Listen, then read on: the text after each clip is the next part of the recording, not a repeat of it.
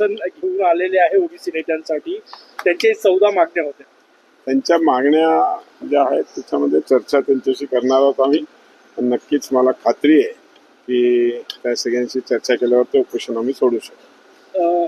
Sir, OBC नेत्यांची प्रमुख मागणी होती की ओबीसी मधनं आरक्षण देऊ नये, परंतु कालच्या जो GR काढला जरांगे पाटील यांचं उपस्थित त्यामध्ये काही संभ्रम आहे का ओबीसी नेत्यांनी? काल भुजबळ साहेबांनी असं नाही आहे. काल अभ्यास सगळ्यांनीच केलेला आहे. त्याच्यामध्ये ओबीसीच्या आरक्षणाला कुठेही धक्का न लावता मराठा समाजाला आरक्षण मिळणार आहे. त्याच्यामुळे असं काही जे कन्फ्युजन काही नाही आहे, खूप क्लिअरिटी आहे. हैदराबादचं गॅझेट म्हणजे त्याच्यातून जे आहे कुणबी जात प्रमाणपत्र त्यांना मिळणार आहे. त्याच्यामुळे तो काही विषय नाही आहे.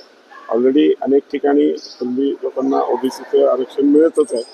काल फाउंडेशनच्या अध्यक्षतेखाली जी समिती नेमण्यात आली, आपण सभासद नेमकं काय काम करणार आहे ही समिती आणि कधीपर्यंत? ओबीसीच्या अनेक प्रलंबित मागण्या आहेत, त्याच्यावर चर्चा करून त्या सगळ्या सोडवण्याचा आम्ही प्रयत्न करणार आहोत. एक आरोप असाही होऊ लागलेला आहे, काही ओबीसी नेत्यांचं असं म्हणणं आहे की जवळपास 1 कोटी, 1.5 कोटी, 2 कोटी इतक्या लोकांना प्रमाणपत्र मिळणार आहे.